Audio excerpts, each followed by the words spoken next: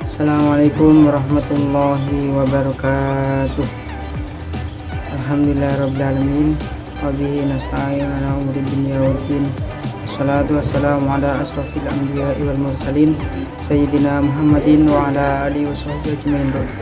Amma ba'du.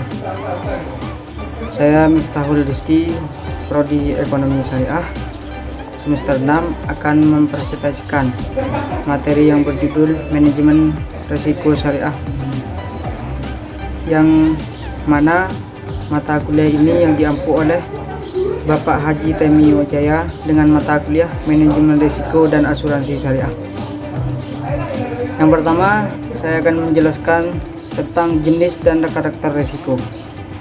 Risiko adalah dalam bisnis tidak dapat ditiadakan, namun hanya bisa dikelola saja sehingga dapat meminimalkan dampak risiko tersebut. Islam memandang bahwa risiko merupakan sunatullah dalam sebuah bisnis. Konsep Islam menjelaskan bahwa setiap manusia hendaknya memperhatikan apa yang telah diperbuat pada masa lalu untuk merencanakan hari esok dengan tujuan meminimalkan risiko agar lebih baik dari hari kemarin. Berbeda dengan bank konvensional, hubungan antara bank syariah dengan nasabahnya bukan hubungan antara debitur dengan kreditur, melainkan hubungan kemitraan antaranya penyandang dana sohibul mal dengan pengelola dana.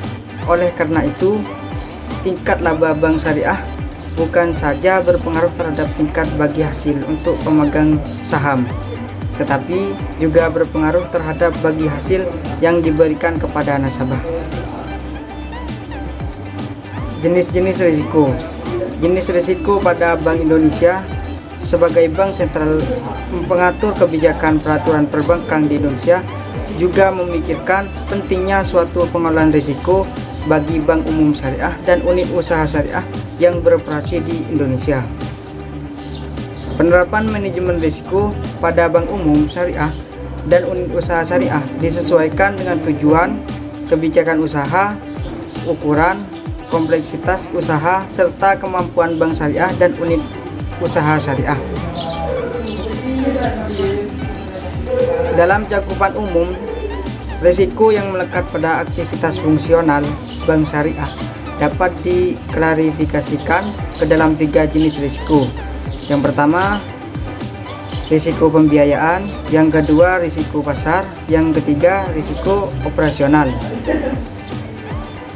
Identifikasi risiko yang dilakukan dalam bank Islam tidak hanya mencakup berbagai risiko yang pada bank-bank pada umumnya, melainkan juga meliputi risiko yang khas hanya ada pada bank yang beroperasi berdasarkan prinsip syariah.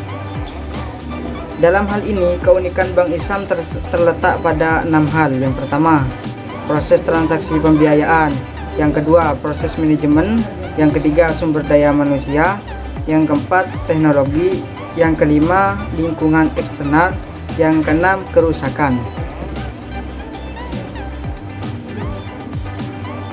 Manajemen pengawasan risiko syariah. Sebagai lembaga intermediari dan seiring dengan situasi lingkungan eksternal dan internal, perbankan mengalami perkembangan yang pesat. Perbankan yang umumnya dan perbankan syariah pada khusus akan selalu berhadapan dengan berbagai jenis risiko dengan tingkat kompleksitas yang beragam pada melekat tentang kegiatan usaha-usahanya. Risiko-risiko tersebut tidak dapat dihindari, tetapi dapat dikelola dan dikendalikan. Oleh karena itu, perbankan dan bank syariah khususnya memerlukan serangkaian prosedur metodologi yang dapat digunakan untuk mengidentifikasi, mengukur, memantau, dan mengendalikan yang timbul dari kegiatan usaha. Secara umum, risiko dihadapi perbankan syariah bisa diklarifikasikan menjadi 2 bagian, yakni risiko yang sama dengan yang dihadapi oleh perbankan konvensional dan risiko yang memiliki keunikan tersendiri karena harus mengikuti prinsip-prinsip syariah seperti risiko kredit, risiko pasar, risiko operasional, risiko likuiditas, risiko hukum, dan lain sebagainya, karena harus mematuhi aturan-aturan yang ada. Risiko yang dihadapi bank syariah pun memang berbeda. Jenis manajemen risiko yang terkait erat dengan peran DPS adalah risiko reputasi yang selanjutnya berdampak pada disadvantage komersial risk seperti risiko likuiditas dan risiko lainnya. Jika peran DPS tidak optimal dalam melakukan pengawasan syariah terhadap praktik syariah sehingga berakibat pada pelanggaran syariah, maka citra dan kredibilitas bank syariah di mata masyarakat menjadi negatif.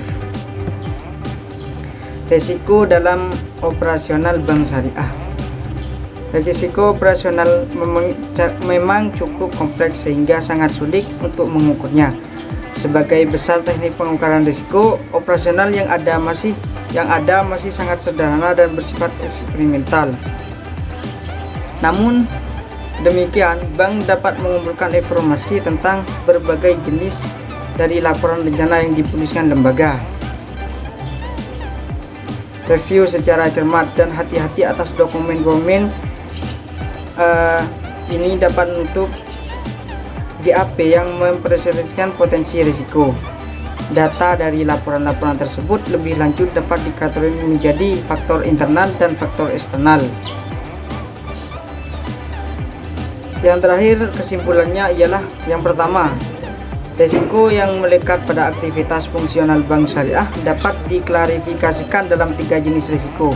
Yang pertama yaitu risiko pembiayaan, risiko pasar, dan risiko operasional.